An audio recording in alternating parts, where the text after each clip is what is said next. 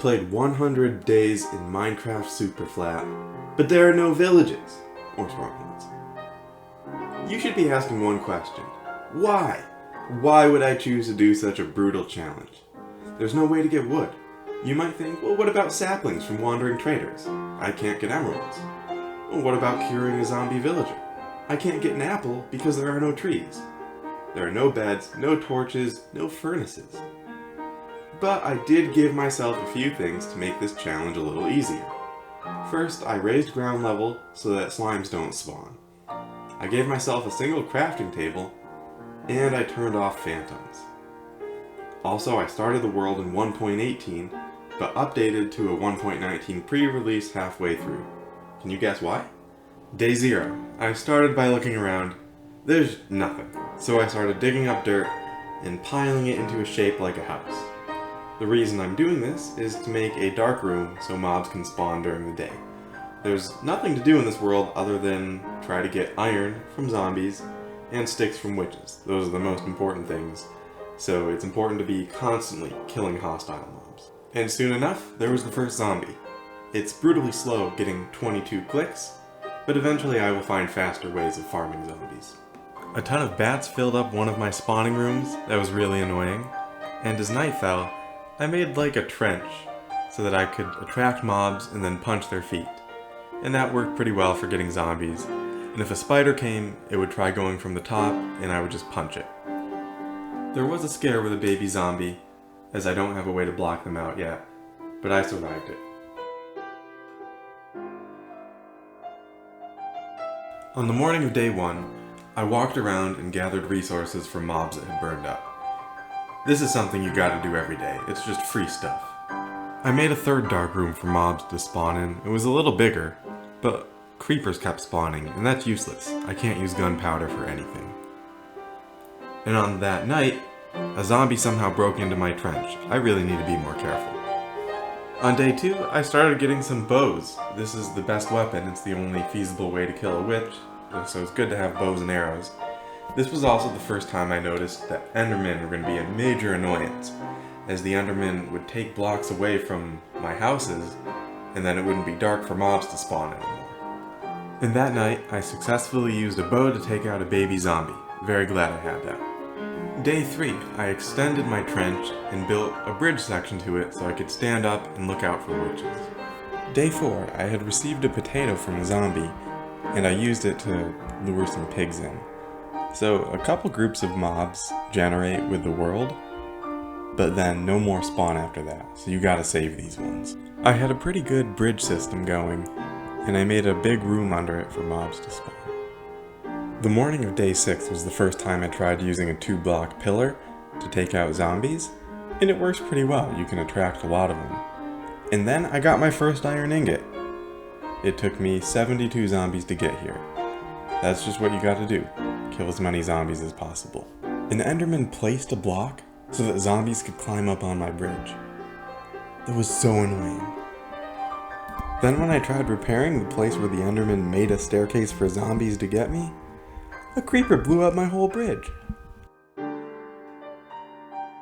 On day 8, I killed a witch, and it dropped a stick. That is going to be very useful. On day 9, I did a lot of stuff. I took some of the bones from skeletons and converted them into seeds, and used that to trap the chickens that it generated with the world. I made a little garden. I started collecting a ton of dirt to make a mob grinder, and I got another witch. Day 10, I'm 1/10 of the way there, and I saw a slime for the first time. It spawned where I'd broken a few blocks of dirt. Once again, Endermen were terrorizing my buildings, just taking them apart. I bred some chickens, and I crafted leads to gather the sheep. The sheep were the third and final group of mobs that had generated with the world. And a witch gave me some redstone, so I can make redstone torches now. A little bit of light, maybe. Day 11, I had enough dirt to start building my first mob grinder. Since I don't have water, or trapdoors, or really any redstone, the only thing I can do is build narrow platforms and hope that mobs spawn and push each other off. So I made a few different tiers where the mobs will hopefully walk down, crowd each other off, and fall. Here's the first time I had a witch despawn when I was running straight toward it. That's so annoying, please fix that, Microsoft. And the next day, my mob grinder started working. Well, the mobs weren't falling straight down and they were escaping, but once I widened the fence, it works perfectly. Zombies are a 2-tap, skeletons and creepers are 1-tap, and then witches need a bow. The reason that I don't make it far enough to insta-kill them is zombies can only drop iron if the player kills them, so I need them to survive.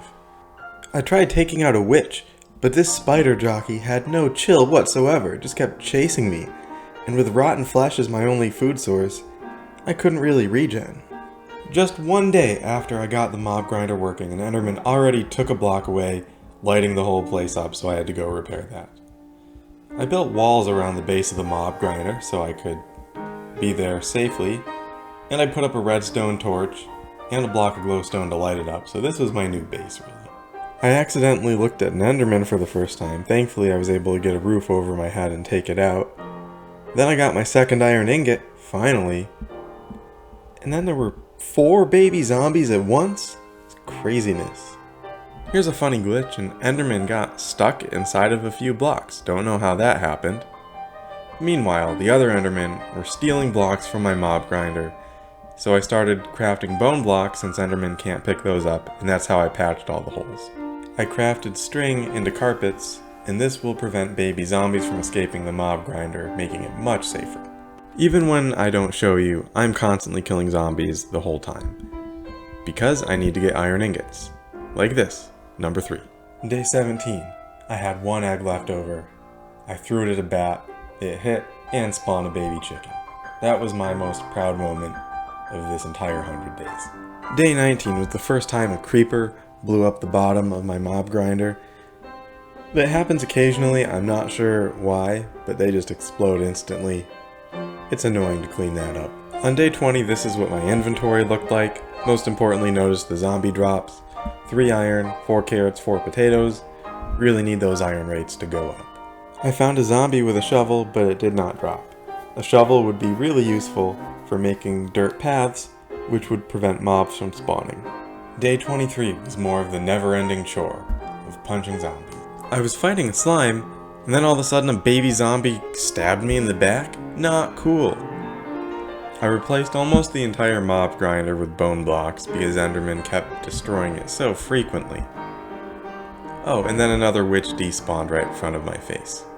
And the next evening, another witch despawned. Stop, I want to fight! Day 26, I got iron ingot number 4. I haven't told you what I'm planning to do with them yet. Can you guess? Then a wandering trader showed up for the first time. And this is cool. I can't trade with him. There's nothing I can get because I can't have any emeralds. But I can get the leads, and I can start farming llamas eventually. So I tried separating him from the llamas. The next morning I tamed the llamas so they won't despawn. Eventually this could be a good leather farm. And then it hit me. A wandering trader has a chance of dropping a milk bucket. And buckets are hard to get because iron is rare. So I tried to kill the wandering trader. While he was drinking the milk in the morning, there's an 8.5% chance of him dropping it. But I kinda hesitated too much and didn't get a shot off in time. On day 29, I was up to 404 zombies I'd killed, and it was paying off. I got my 5th iron ingot, well on my way to getting enough to start actually doing fun things. Another wandering trader came, and I thought I had a good strategy to get him stuck in a hole trapped from the llamas, but I accidentally punched him and the llamas got really mad. On day 33, I finally got iron ingot number 7, and I crafted my iron into a cauldron. And as I was on my way back to my base to use it, a witch got me down to half a heart, which was pretty scary. But I survived, I set it up, and now we just wait for rain. And that's how I'm gonna get water. I decided to build a truly safe little base where a creeper couldn't blow up my glowstone this time. It rained, but the cauldron didn't collect any water, and I was sad. This time a wandering trader came, and I was prepared to get that milk bucket. The wandering trader started drinking, so I shot him with an arrow, but instead of dropping milk, he dropped invisibility. He was re-drinking the invisibility potion even though it was morning. I got trolled by a wandering trader. I fought some pillagers for the first time on day 36. I got a crossbow, but more importantly, the banner. More rain, but no water, another pillager flag, and more sticks. For the second time in this 100 days, a group of 4 baby zombies at once. Some days I was bored, and I just dyed the llamas different colors. I had this idea that maybe passive mobs, like cows, would spawn on the surface if the grass was high enough, so I built a staircase up to ground level, normal ground level, like y equals 64, and then I just needed grass to get up there. Conveniently, that very night, an Enderman dropped a grass block for me. Day 44, the cauldron got 1 level of water. I just need 2 more, and then I can take it in a bucket. Day 47, another iron ingot from the mob grinder. That thing is slow, but it works. Day 48 is when it really got fun, because a skeleton trap horse spawned from a lightning bolt. And naturally, I want a skeleton horse, I want the helmets from the skeletons, so I triggered the trap, ran into a safe hideout, and not surprisingly a bunch of the skeletons shot each other and also killed the skeleton horses, but thankfully one of the horses survived. I got a helmet and a bow from it. It was worth it. I got back up to 3 iron ingots from my mob grinder. The water still wasn't ready in the cauldron. I considered making a bucket, but I remembered no, I'm going to wait and I'm going to get the milk from a wandering trader. Day 50 was supposed to be a celebration of being halfway done, but I died. And it was not fair. I can prove it to you. I wasn't recording, but I was punching a skeleton's feet, and I accidentally looked at an Enderman. I ran, blocked myself in, and the Enderman came and hit me through the corner. Look, here's the place where I died. A creeper spawned on my stuff, proving that it was completely dark, proving that I was completely sealed in. The Enderman hacked and hit me through a block. That's why I don't play in hardcore mode. So we carry on. The next day, I started making a real mob grinder for once I had water. Day 52 was another very good day, because I didn't even need to trap this wandering trader. I just aimed the bow at him, shot him in the morning, and I got the bucket of milk. That saves me 3 iron, which is huge. Day 55, the water filled up another level. I had tricked 2 skeletons into fighting each other, and I was spectating. It was fun, but then a 3rd skeleton sniped me out of nowhere. That was dangerous. And then on day 57, the cauldron was full. So I took my bucket of milk, filled it with water, and then started fishing. There's a lot of things you can only get in fishing in this kind of world, so I wanted to start right away. The next day, I used glass bottles to refill the cauldron so I could get a second water source, and now I have infinite. I wanted to go start making my real mob grinder use water, but mobs were spawning underneath it because it was the only dark place. I got the mob grinder all set up with water, and wow, it works so fast compared to the other one. I can get so much more iron this way. At this point, I crafted a hoe with 2 of the iron ingots I had, and I upgraded to a 1.19 pre-release, because now I can get wheat because I have a hoe, and I have water so I can get water bottles. Now I can make mud, I can make packed mud, and now I can make mud bricks, so I have slabs, stairs, and walls now. The slabs, of course, are useful to go on the bottom of my mob grinder so baby zombies can't get out. I put water all over the ground near the base of my mob grinder so that other mobs wouldn't spawn there. That turned out to be a huge mistake, because occasionally a creeper would blow up at the bottom, and then water would fill in, and all the mobs wouldn't die, and then it would take me forever to get it put back together. Day 65, I started making a wall around where I was going to build my house. I started breeding llamas because leather is the only way to store items on an item frame. I can't make a chest. And I did a little bit more work on the house. I wanted to make part of my house blue, so I ran around bone mealing the grass so I could get more cornflowers. My pigs got struck by lightning. This is another regret that I have. I should have bred the pigs more and split them out into multiple farms so this wouldn't happen. Because this is what I wanted to happen. I wanted to get gold from zombie pigmen, which would happen by pigs getting struck by lightning, but I wanted to do it a lot, not to lose all of my pigs at once. Oops. I put water all around my house to control hostile mob spawns. It's much quicker than putting up slabs or carpet or anything, because water source blocks, they just multiply. On day 76, I came super close to dying as mobs got out of the grinder. But also, a skeleton shot a creeper, so I got a music disc. Cool. I was gonna need a lot of string to finish building my house, and at this point, the mob grinder had gotten me so many bows and arrows that I would just run around at night getting spiders. Day 80, I started converting a few zombies into drown because I want to get copper. Lightning rods, slabs, useful stuff. My house was mostly complete. I used mud brick stairs for the roof, and that was good.